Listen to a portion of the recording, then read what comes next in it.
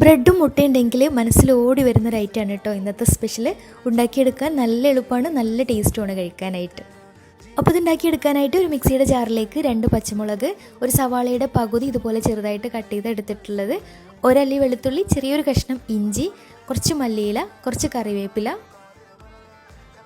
പിന്നെ പാകത്തിന് ഉപ്പും ചേർത്ത് നല്ല പേസ്റ്റ് രൂപത്തിൽ നന്നായിട്ടൊന്ന് അരച്ചെടുക്കാം. 3 കോഴിമുട്ട, 1/4 കപ്പ് പാലും ചേർത്ത് നന്നായിട്ടൊന്ന് മിക്സാക്കി എടുക്കാം. കുറച്ച് ഉപ്പ് കുറവുണ്ടായിരുന്നു, അപ്പോൾ കുറച്ച് ഉപ്പും കൂടി ചേർത്തിട്ട് നന്നായിട്ട് മിക്സാക്കി എടുത്തിട്ടുണ്ട്. ഇനി ഒരു നോൺ സ്റ്റിക്കിൻ്റെ പാൻ സ്റ്റൗവിൽ വെച്ചിട്ട് അതിലേക്ക് 2 ടേബിൾ സ്പൂൺ നെയ്യ് ഒഴിച്ചു കൊടുക്കാം. നന്നായിട്ട് ചൂടായിട്ട് വരുമ്പോൾ അതിലേക്ക് നമ്മൾ റെഡിയാക്കി വെച്ചിട്ടുള്ള ബാറ്ററിൽ ബ്രെഡ് മുക്കിയിട്ട് ഇതിലേക്ക് ഇട്ടിട്ട് ഫ്രൈ ചെയ്തെടുക്കാം.